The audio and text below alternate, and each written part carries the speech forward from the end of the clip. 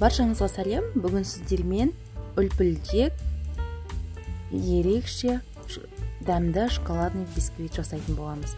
Ең алдымен бізге құрғақ ыдысымызға 4 жұмыртқамызды салып, миксердің ақырын жылдамдығынан бастап жақсылап араластырамыз.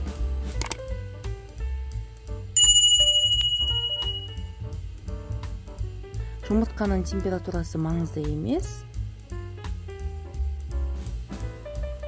Енді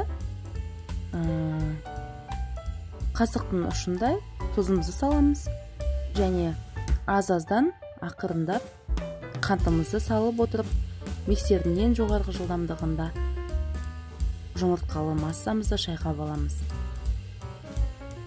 Енді құрғақ қоспаларымызға какао, ұн және разрыхлитель қосып, оны да жақсылап араластырып аламыз. Енді електен өткізіп, құрғақ қоспаларымызды жақсылап араластырып аламыз.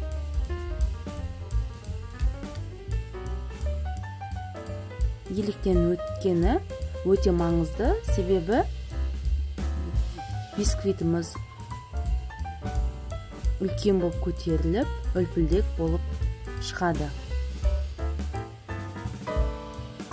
Осылай ақырын астынан жоғары қарай лопатканың көмегімен ақырындап араластырып аламыз. Бір келкі масса болғанша.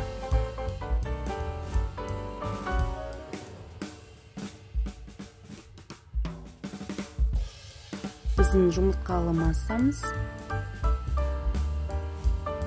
барлығы толықтай араласып болды. Енді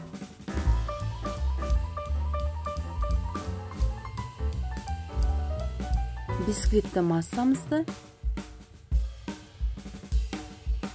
толықтай араластырып болдық.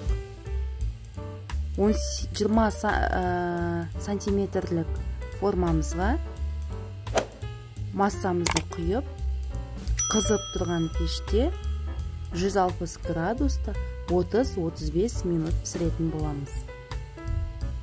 Біздің бисквиттеріміз дайын. Бисквит өте ерекше шықты және бұны қалаған тортқа қолдануға болады. Өз қалауларыңызша. Бисквит өте жұмсақ әрі үлпілдек болып, ерекше болып шығады.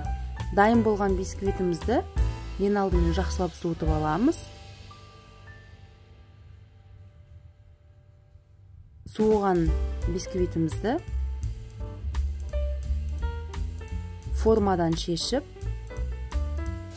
холодильникке 1 күнге немесе 3-4 сағатқа салып қоямыз. Біздің бисквитіміз өте биік болып пісті және үлпілдек. Осы дайын болған бисквиттерімізді 3 бөлікке бөліп аламыз. 2 бөлікке бөліп жасауға да болады. Әрине олар өз қалауыңыз. Көріп тұрғандарыңыздай өте жұмсақ, үлпілдек, шоколадный бисквитіміз дайын. Бір жасағаны өте керемет шығады.